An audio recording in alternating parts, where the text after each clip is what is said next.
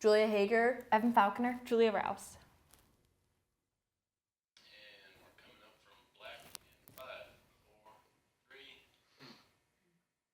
welcome to PTI. I'm your host, Evan Falconer, and I'm here with Julia Rouse and Julia Hager. Today we'll be discussing if you were to start a new franchise for the NFL, what quarterback would you take? So, Julia, I'm gonna let you start.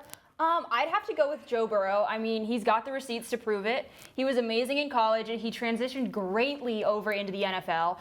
There was no low period where he was kind of okay. He went from amazing, he went from better to great. Like, there was literally no debate in my mind. And he's not someone that's going to fizzle out. He has been proven time and time again. Since 2020, he has not looked back. He's been amazing since he stepped foot on an NFL field. Like, there's no debate for me. It's Joe Burrow. What do you think about that, Julia? the quarterback I'd be taking is without a doubt 100% CJ Stroud, your offensive rookie of the year last year. Last year he came into the league, threw for over 4,000 yards, which is phenomenal for a rookie. Second in the NFL history as a rookie, only behind Andrew Luck. And as a quarterback, to come in as a rookie and play the most dominant ball that you've ever seen and take a franchise like the Houston Texans that was projected to be the worst team in the league last year to make them a playoff team and win a playoff team is why I would 100% give the reins to CJ Stroud, and I'd totally give my life and say, hey, you 100% have deserved this. You have earned the spot to become this starting quarterback for my franchise and my team. I'm going to have to disagree with you. I think you're delusional. I don't think he belongs as a franchise quarterback. I mean, he made an awful team. Okay, I'll give him that.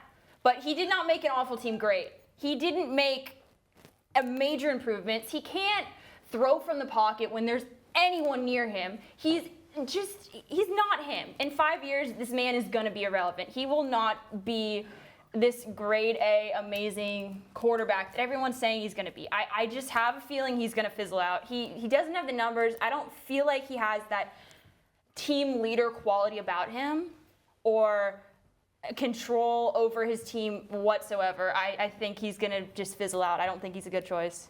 No, she said they didn't have any numbers. What do you think about that? Because you just listed a couple. Numbers, if we were comparing these quarterbacks from last season, CJ Stroud, 100 QBR, let's guess Joe Burrow's, only 90. That is a huge difference.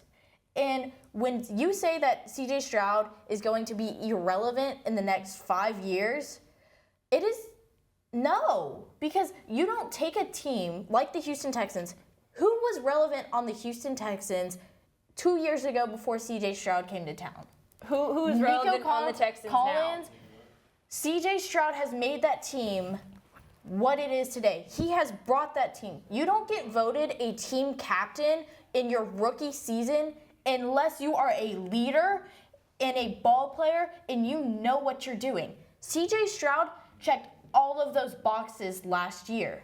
And so for you to say that, oh, well, he's going to be irrelevant in the next 5 years. Personally, I think Joe Burrow might be closer to being irrelevant than CJ Stroud, solely too because Joe Burrow has had a lot of questionable injuries in these past few years. He has been injury prone with his team. And that's a big red flag when looking for a new quarterback to start a franchise. Okay, wow. So we both of you have some amazing points, and it's getting pretty heated over here, so I think we're going to have to end it. This was PTI. As again, I'm your host, Evan Falconer, here with Julia Hager and Julia Rouse.